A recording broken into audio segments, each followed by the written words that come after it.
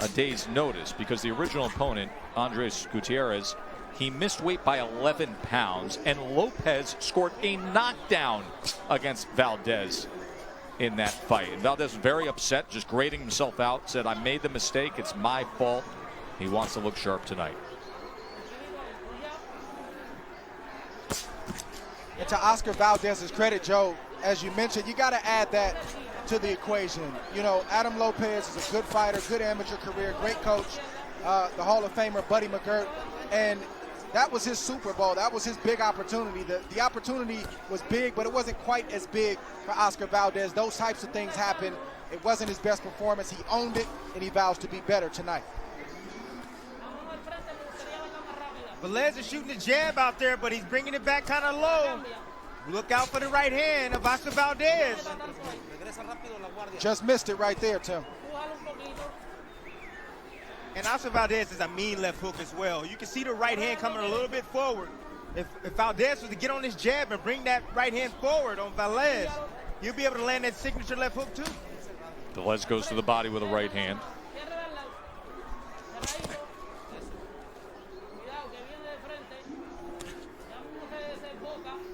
Where's the jabs at from Oscar Valdez? No jabs? I mean, let's get some jabs going.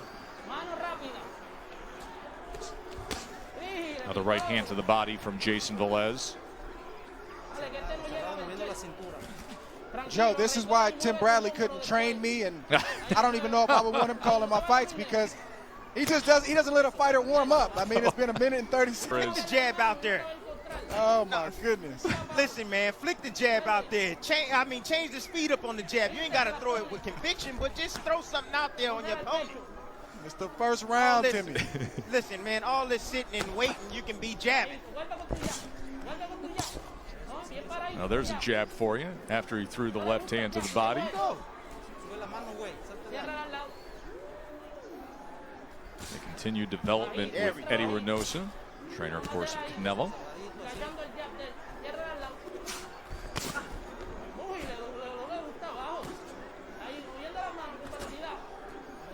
See, Valdez swung for the fences right there with the left hook, but what did he do? He's swinging up too high. You throw that left hook at the shoulder, it's going to meet the head of Velez. 2 times he pulled the trigger on that big left hook. End of one of our main event. 90 minutes, Bernardo.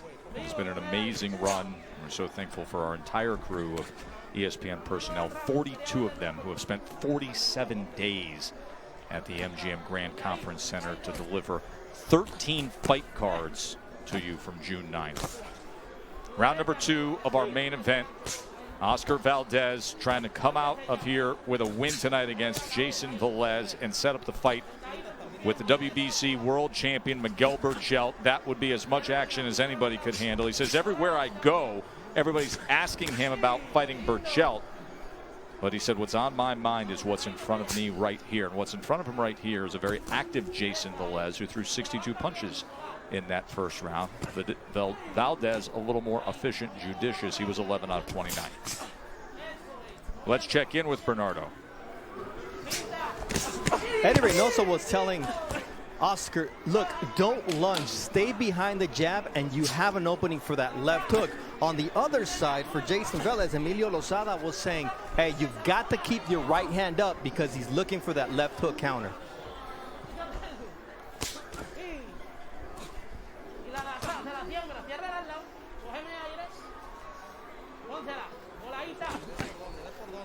You know, Velez right now, he's marching forward. He's controlling the tempo right now. He's like you said, Tess, he's throwing more punches, but he's also keeping his range out there. He's using his reach and his height against Valdez. He has a 2-inch advantage. Velez is 5'8", Valdez 5'6". That's it.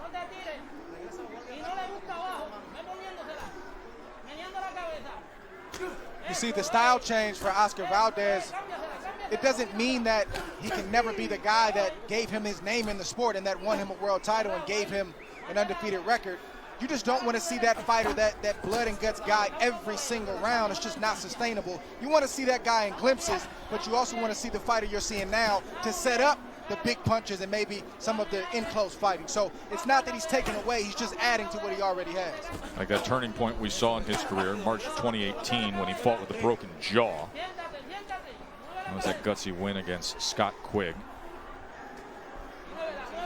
Quigg came in overweight that night, so couldn't fight for that featherweight title, but what a battle that was. I see what Valdez is doing now. What he's doing is he's waiting. He's letting Velez get comfortable, and he's waiting on the perfect shot to land on him.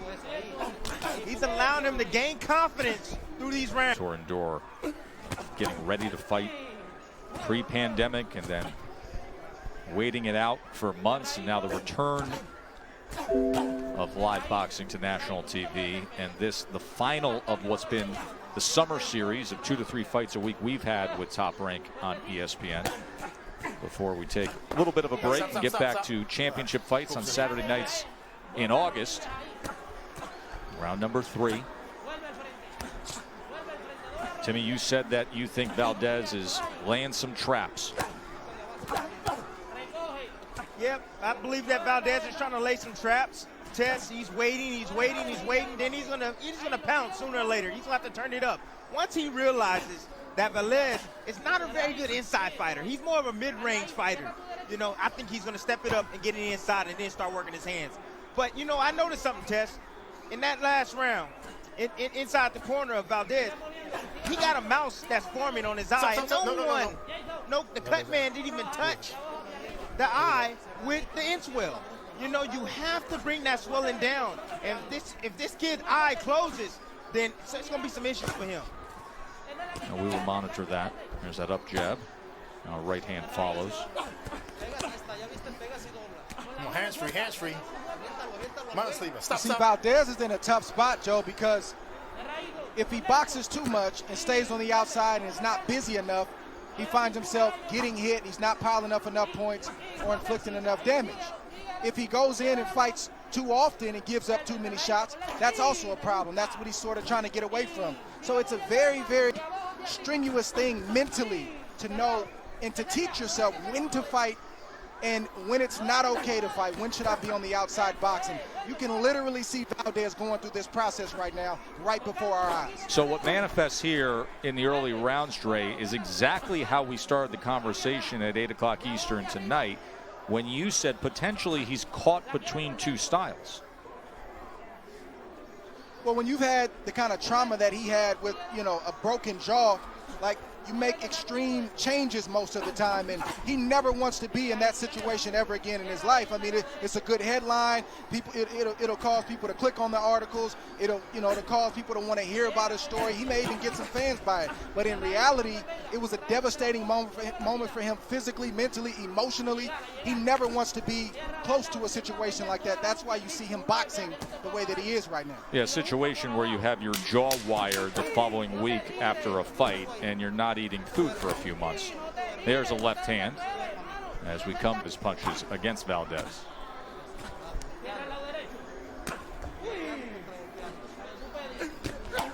Valdez is a former world champion.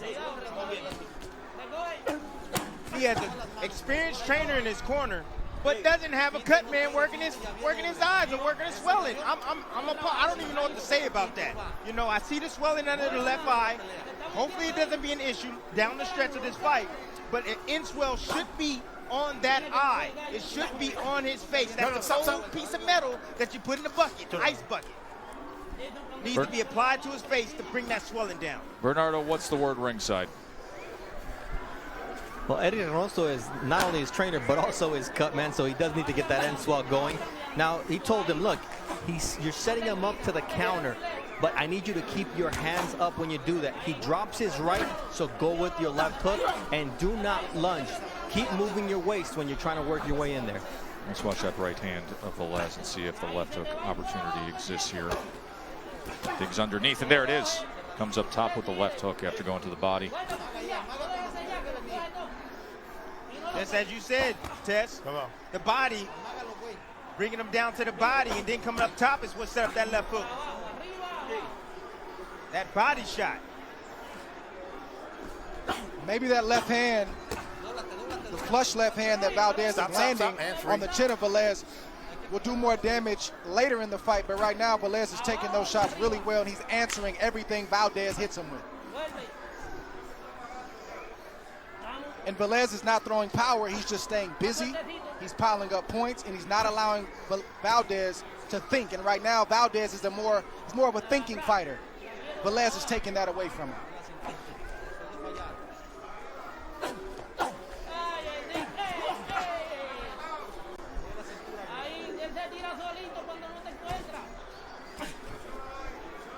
I'm sorry, but I got to be honest with you guys, man. You know, I'm an honest guy, man. I just don't like this form of Valdez. I don't like what I'm seeing.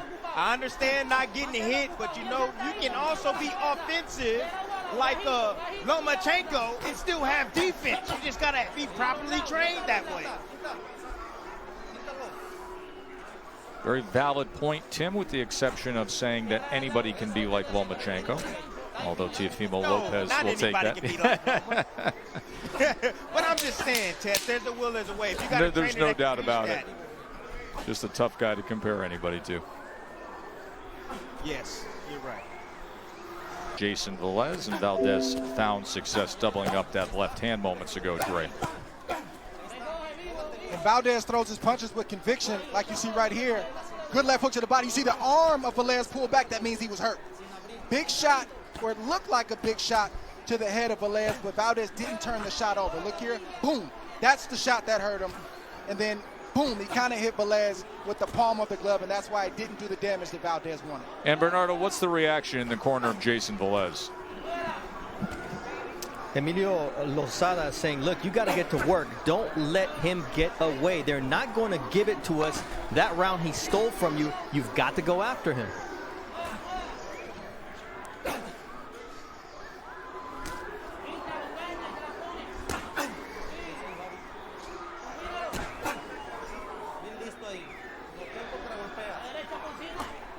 Velez is doing a good job. I mean, he's switching up his attacks. He's changing levels, going down to the body with the jab, coming up top with left hooks, right hands occasionally. He lunges right there, but I just love the way he's attacking Valdez. It seems like he's confusing Oscar Valdez.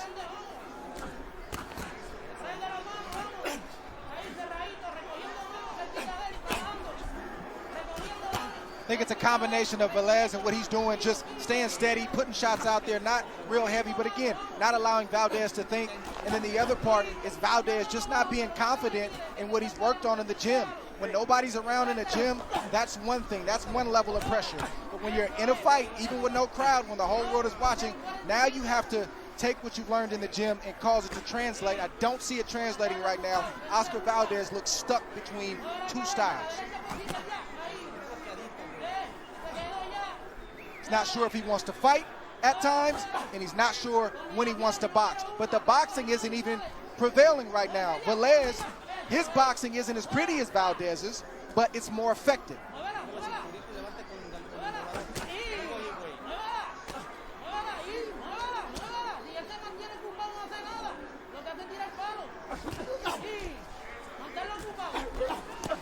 Velez nearly falling all the way in there, and Valdez was quick to pull the trigger. That body work is the key for Valdez. He's got to stay down there. I'm seeing Velez react every time he gets hit down there.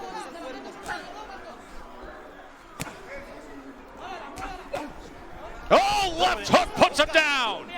Knockdown scored here in the closing moments of round 5. 5, 6, 7, 8. Come to me, come to me. You good? That in? Okay, here we go. Going to finish off this night and set up that date against Miguel Berchelt. Left hook to the body against Velez. Another beautiful left hand. Exactly, Joe. Right to the body. Saw another reaction from Velez, and he came up top as well. That's what Valdez wants to do. Start down low, get the reaction, and then throw the big shot, namely the left hook upstairs, and fight may be over at that point. I just have a hard time watching this because you have a fighter that has a weakness. You got to understand and know that weakness, and you got to get in that position to expose that weakness. And I have to say that Velez is not a good inside fighter.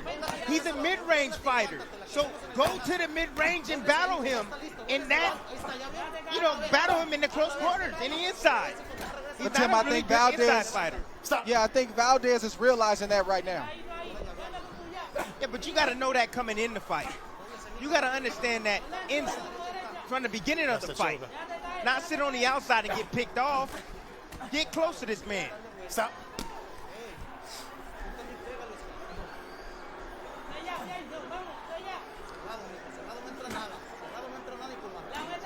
Stop, stop.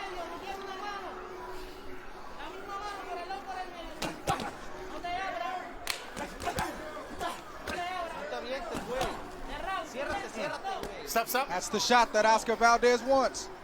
He wants to dip his head and come over the top with that left hook. If he wants to get this fight over with, he's got to turn it over like he did in the previous round, or else Velez will just eat it and keep on coming. Hands free. He was firing away with it early, but then at 15 seconds to go in the fifth, did he ever connect? Remember, Velez 6 losses, but he's never been stopped. He's been in with Ryan Garcia, Juan Manuel Lopez, Joseph Diaz, had a title challenge to draw against Evgeny Gradovich.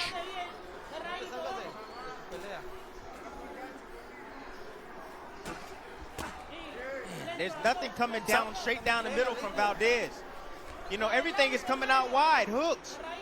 There's punches right down the middle from him for Velez.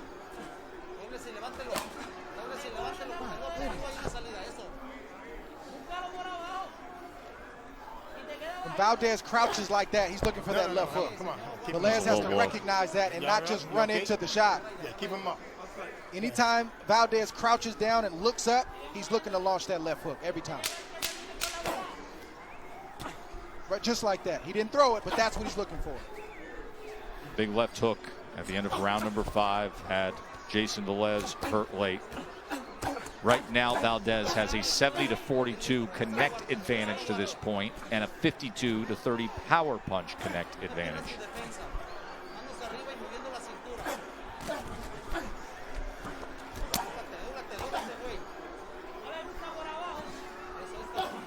Valdez has realized that Velez isn't throwing punches with a lot of steam on him, so he's trying to allow Velez to open up so he can punch inside Velez's punches, and again, namely with that left hook to the body, and he wants to finish with the left hook to the head. Bernardo. Eddie Reynoso told Oscar in the corner, you were a little bit out of control in that round. I need you to keep a tight guard, use your feints because he's already timed your jab. On the other corner, Emilio Lozada told Jayson Velez, hey, you are going to get a chance because he's going to open up here.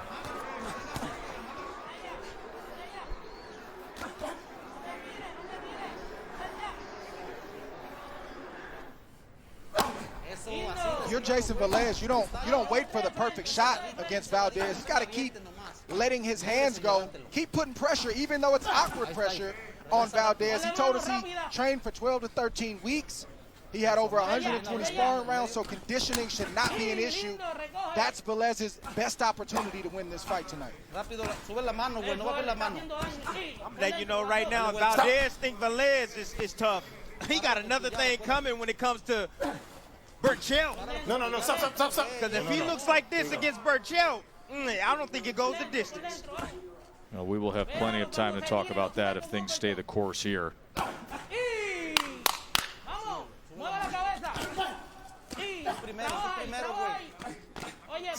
You know, as a fighter, whether it's Oscar Valdez or Isaac Dogbay, when you have a bad moment or a bad string in your career where you got knocked out or maybe you got hurt in a fight and you find yourself gun shy, you got to be willing to go back to that place. You can't avoid it because you're going to look like a shell of yourself. You got to say, listen, I may get knocked out, but I'm going to be myself. I'm going to let my shots go. I'm going to be aggressive. I'm going to be confident. That's what you look for fighters like Valdez and Dogbay who are rebuilding. You know, it's funny to think about Valdez that way, a guy who has 6 title defenses, is undefeated, but, you know, the fight with Quigg, he breaks his jaw, has the brawl to get through that, and then tries to reshape himself, and then Lopez on short notice, who puts him down, comes back, wins that fight by TKO. Bit of a quick stoppage, but such is the case of where Oscar Valdez is as he tries to get after it here at the end of 7 of Valdez and Velez, as Oscar Valdez has scored the knockdown in round number 5, trying to get himself a win and go to 28-0. Reminder, SportsCenter will get you up to speed on everything going on in the NBA bubble from one bubble to the other. We're here at the MGM Grand COVID-free bubble.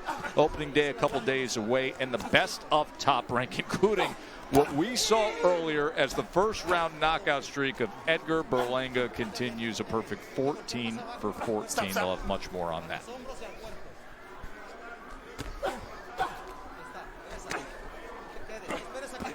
You think I'm being hard on Oscar Valdez. I'm not. You know, I'm here to tell you folks that there's different types of fighters. Okay, you got thinking fighters, like Andre Ward was a thinking fighter. He was a mastermind in that ring. You couldn't outthink him. You know, I was more of a reactive fighter. You know, I could do a little bit of both, but I mostly like to react to whatever my opponent is doing and then be able to make my adjustments. I had quick feet, quick hands. I get in and out. I had ring IQ sort of things. This guy right here, Oscar Valdez, ring IQ, good ring IQ, but he needs to be more reactive. What he sees, make him miss, make him pay. He should be coming forward, being himself, still being defensive at the same time, but letting his hands go. Tim, great analysis, and isn't it funny that that's what translated over to each of your broadcast careers and your style as broadcasters as well? Thanks. Yeah, I agree with everything you said about Valdez, Timmy, but I must say this about myself. I was a little mean in there, too. No doubt about Dre, that. you was a beast in the inside. There's no doubt about it, Dre. Had a little mean streak in me. Still have a little of that competitive fire. Just a little Because bit. that's our production Never crew. fully dies. It never fully, just enough, just enough.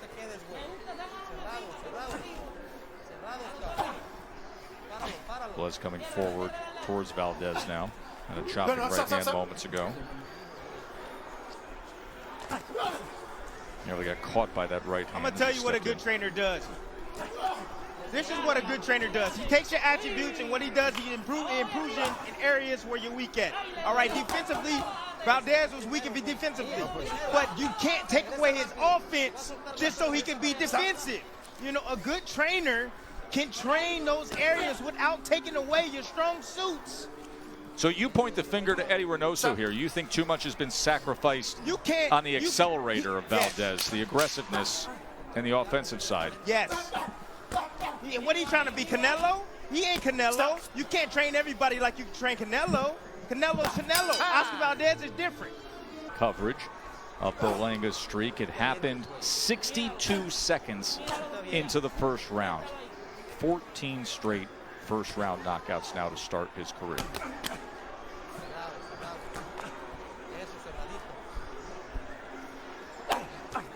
Joe, I don't like what I see from Oscar Valdez tonight. I just don't see confidence. I don't see consistency. I see a fighter who's unsure. I mean, Jayson Velez. Time. Yeah, low. Get over there. A low blow right there. Come here. Here. 1 point. Low blow, 1 point. Low blow, 1 point. Low blow, 1 point low. Come on, just keep it on. Okay? Yeah. Point deduction. Have in. Good? Okay, here we go. Time back in. Let's go. And here's a look at that low blow.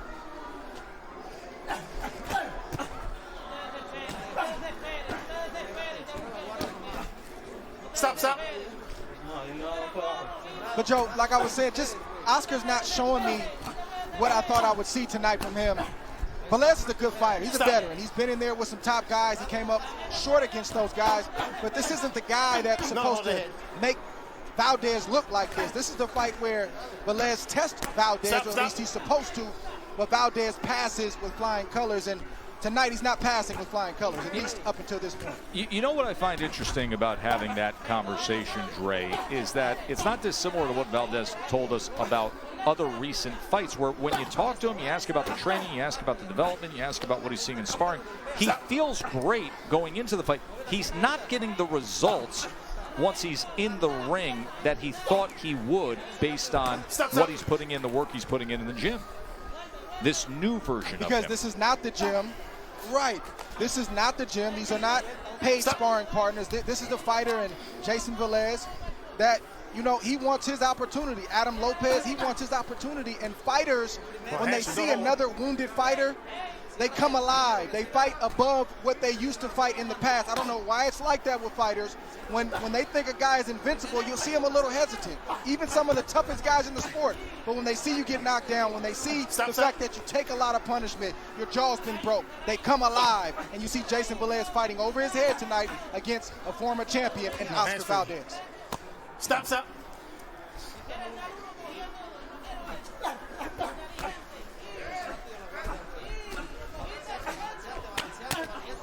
There's that left hook opportunity again as both men opened up on the inside.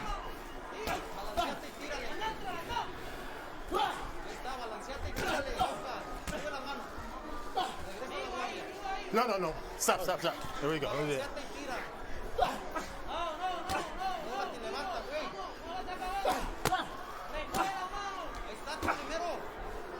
Velez is really opening himself up wide in the inside. He needs to be careful. Valdez is sitting on those left hooks.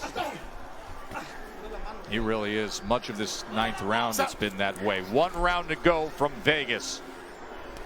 And final round here, Top Rank Boxing on ESPN. Joe Tessitore and the guys with the action coming from the MGM Grand Conference Center. Through 9 rounds, Valdez has a 121-60 connect advantage. He had the left hook that scored the knockdown in the 5th. A low blow point deduction against Velez in the 9th, so seemingly he's well ahead on the scorecards. But Dre, you've described this as a performance that does not bring about a lot of confidence or consistency.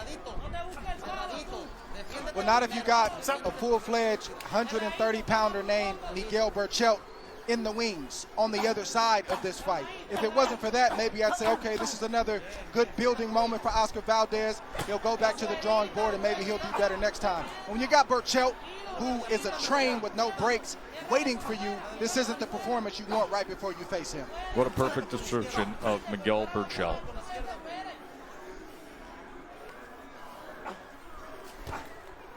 Stop. See what the problem with Oscar Valdez right now is? You see, never been stopped. Valdez, he's stepping back.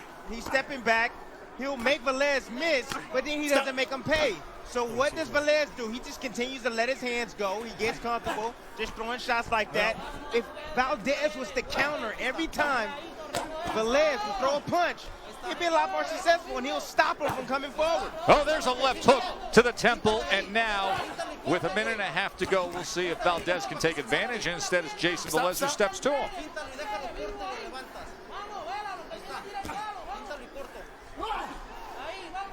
No, it's funny. Velez was hurt right there for a second, and then what did he do? His natural instinct. That's we as fighters. That's what we do. We step towards danger.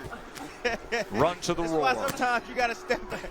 Exactly. Run to the roar. But you know, you have Tess. He goes down that time with a short left hook on the inside. He's been wide open, stepping to the inside for the last couple rounds. 6, 7. He's exhausted. 8. Yeah, está bien.